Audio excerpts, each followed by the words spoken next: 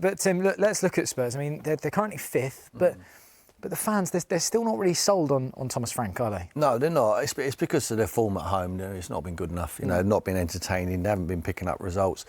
The fans will tolerate no matter how you play. They did it with Jose, they did it with Antonio Conte, if you're winning every week. As soon as the results start dipping, like they have with Tottenham, especially at home, then they start looking at being entertained and the performances, and it's not been good enough. And I can't really put my finger on it. They're fifth, and there was 17th. They're fifth, but I can understand why. I mean, I did that game against Man United. They were both as poor as each other. Yeah. I mean, it was a very poor 2-2. But on the other hand, you've got to take them away from home, like they're going to the Emirates. It's going to be difficult. They make it difficult. They play on a counter-attack. They're not under as much pressure to play a certain way, like the home fans bring. They can play how they want. They can suck up the possession. They can suffer. They don't mind suffering out without the ball. Then they've got pace. They've got likes of Kudos, who's been refreshing. He's picked up a few injuries, but when he's played, he's been. I think he's been a plus. He's not been outstanding. I don't think he's ever going to be outstanding. I think he's not consistent enough to be that man. But he has moments, and hopefully he can have a moment at the weekend. I mean, looking at Spurs, though, going back to what you were talking about with Thomas Frank, this is Spurs' first season without both Son and Kane, who were their goal scorers. And they've had injuries to Maddison, Solanke, Kulusevski all season. Yeah. Is it too early to judge Thomas Frank? Oh, yeah, certainly. Yeah, we've got to give him the time to be able to do it and get them players back, because it helps with Kulusevski. I think he's got a load of flavour, and certainly Maddison has as well. They can make you play. They can give you a little bit more control in the game. At the moment, they're playing. They're all similar. They're wide. I've said it before. Xabi Simons they was bringing in. I wasn't convinced. I was here when he come in, because I felt it was similar to Odegaard. It was similar to Tell. It was similar to what they've already got. Kudos has come in. I thought he was quite similar, but he's a little bit more personality. I think he takes the game to the opposition a little bit more, and he's got more end product. Centre forwards, they've had injuries to Solanke, you said that. Richarlison's like hit and miss, you don't know what you're going to get. Sometimes he's a 10 out of 10 and sometimes he's a 2 out of 10. It's just, you've got to take the rough with the smooth with him. So I haven't been really impressed with Tottenham, even though their position in the league is fine at the moment. What is success for Tottenham at the end of the season? They've had the Europa League success. They've had the Open Tour top bus. They've tasted it. If they was to finish outside of European places, and which is very, Champions very... League or European places. Outside Champions League, sorry. Outside fourth or fifth, I think, possibly.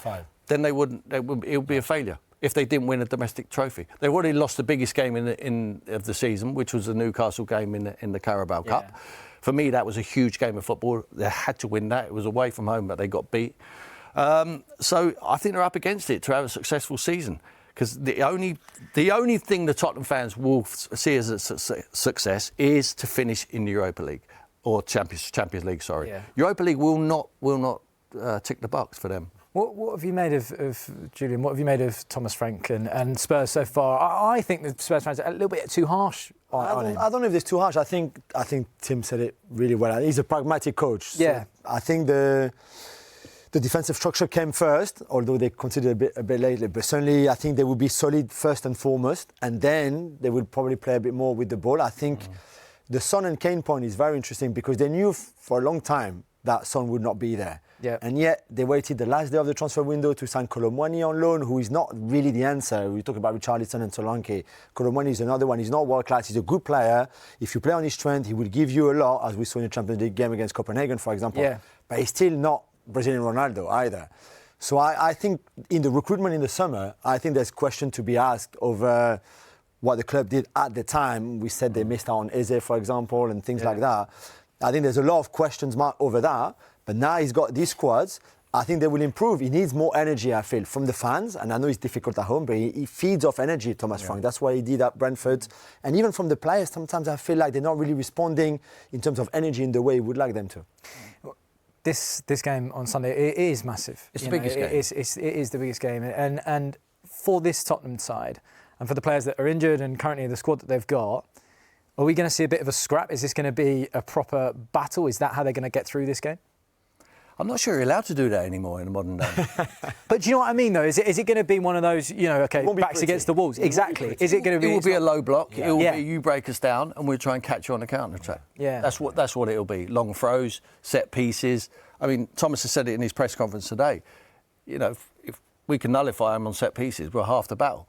Now, they're good at set pieces as well, Tottenham. Yeah. They've got their own threats. And Gabriel missing is going to be a huge blow for Arsenal. But Arsenal they want to go out there and put a performance on. You cannot underestimate how big this game of football is for Arsenal. If they've got aspirations to go and win the Premier League, they have to win this game, in my opinion. Not because of the points total, because what it would mean. On the back of drawing a game at Sunderland when everyone expected them to win, to lose a North London derby, the cloud what would come over the Emirates would be huge. You've got forget the Bayern Munich game. Yeah. They will qualify through the group anyway. Chelsea coming after that. This would be huge. If they lose, it could end up in a couple. It spirals. Yeah. It snowballs into something serious.